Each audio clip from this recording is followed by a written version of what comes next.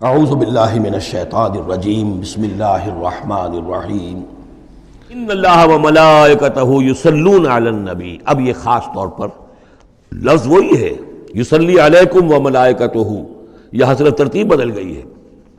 یقیناً اللہ اور اس کے فرشتے رحمت اور شفقت اور عنایت نازل کرتے رہتے ہیں نبی پر صلی اللہ علیہ وسلم. یا ایھا الذین آمنوا صلوا علیہ وسلموا تسلیما. اے ایمان کے دعوے دارو، اے ایمان لانے والو، تم بھی ان پر رحمت بھیجتے رہا کرو اور تم بھی اللہ تعالیٰ سے دعا کرتے رہا کرو کہ اللہ ان کے اوپر اور درود بھیجے اور رحمت بھیجے. وسلموا تسلیما، اور سلام کیا کرو، ان کو سلام بھیجا کرو. ان الذین یؤذون اللہ ورسولہ، یقیناً وہ لوگ کہ جو ایذا پہنچاتے ہیں اللہ کو اور اس کے رسول کو، لعنہم اللہ فی الدنیا. اب یہ منافقین کا تذکرہ ہو رہا ہے اس سورہ مبارکہ میں، جیسا کہ مدنی صورتوں میں اکثر و بیشتر ہے.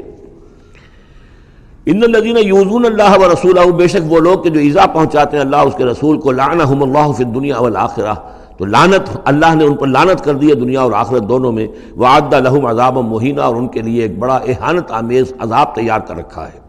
والذین یؤذون المؤمنین والمؤمنات بغیر ما اکتسبوا، اور وہ لوگ کہ جو ایذا پہنچاتے ہیں مسلمان مردوں کو اور مسلمان عورتوں کو بغیر اس کے کہ انہوں نے کوئی گناہ کا ارتکاب کیا ہو، یعنی الزام لگاتے ہیں، اسکینڈلز ہیں، خام خواہ کی تہمتیں ہیں اور قذف ہو رہا ہے.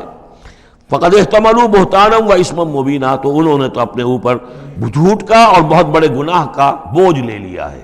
ابھی یہاں پر قذف کی سزا نہیں آئی، قذف کا حکم جو ہے اس کی حد وہ پھر سورہ نور میں آ چکی ہے، وہ ہم پڑھ چکے ہیں. 80 درے لگائے جائیں، 80 کوڑے. اگر کوئی شخص کسی مسلمان خاتون کے اوپر زنا کا الزام لگائے اور پھر 4 گواہ پیش نہ کر سکے، 80 کوڑے لگیں گے. یا ایھا النبی قل لازواجک و بناتک و نساء، اب یہ پردے کا اگلا حکم آ رہا ہے.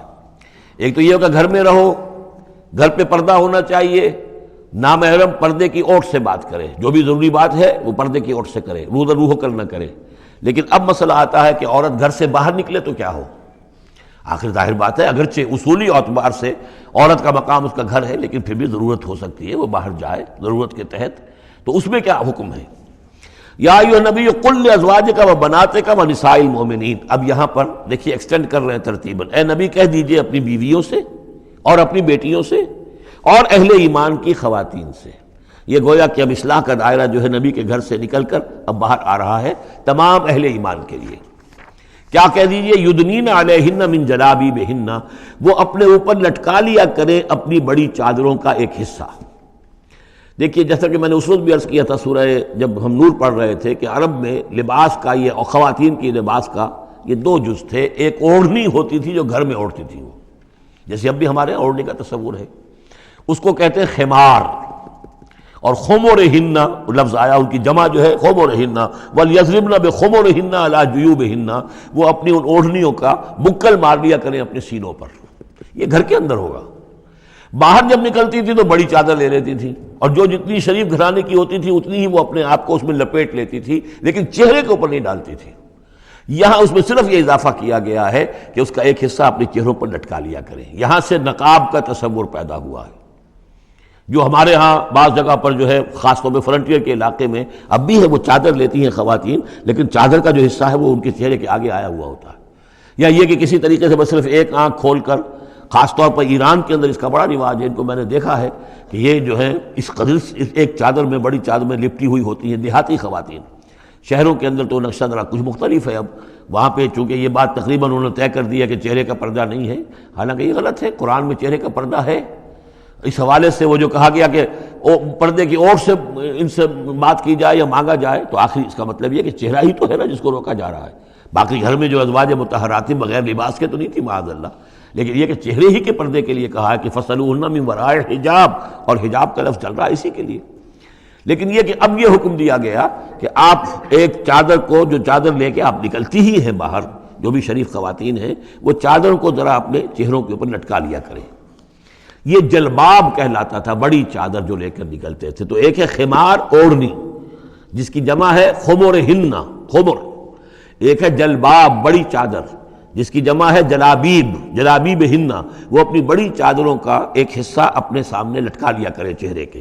ذالک ادنیٰ ان یعرفن، یہ بہتر ہے اور نزدیک تر ہے اس سے کہ ان کو پہچان لیا جائے کہ یہ شریف گھرانے کی خواتین ہیں، کیونکہ وہاں لونڈیاں باندیاں جو ہوتی تھیں ان کے ہاں وہ رواج نہیں تھا۔ ابھی یہ جو گھر کی خاندانی خواتین ہیں ان کے ساتھ یہ بات شروع کی جا رہی ہے۔ فلا یوزین، تو انہیں کوئی ایذا نہ پہنچائی جائے۔ وکان اللہ غفور الرحیم، اور یقینا اللہ غفور الرحیم ہے۔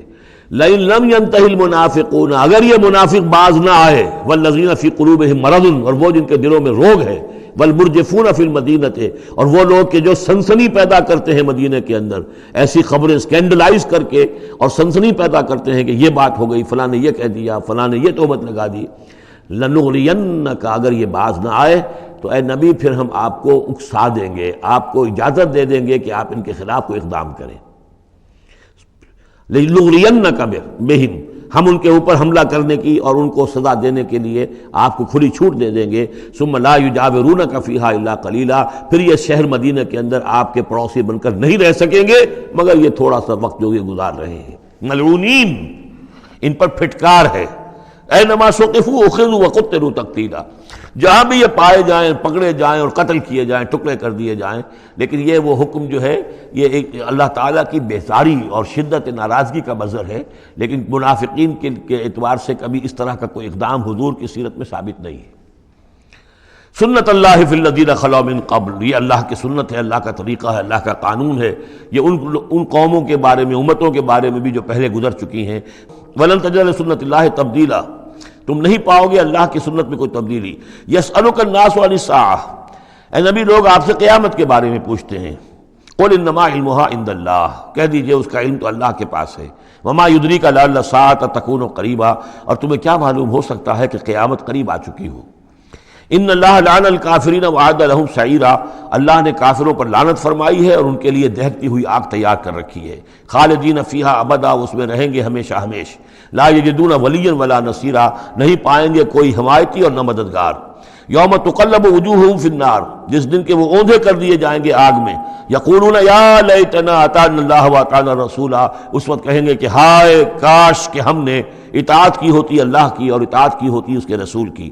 وقالوا ربنا انا اطعنا سادتنا وکبراءنا فاضلونا السبیل، وہ کہیں گے اے اللہ ہم نے تو اپنے سرداروں اور اپنے جو بڑے چودھری تھے ان کی اطاعت ہم نے کی، ان کا کہنا مانا، ان کے کہے پر چلے، بس انہوں نے ہمیں صحیح راستے سے بھٹکا دیا۔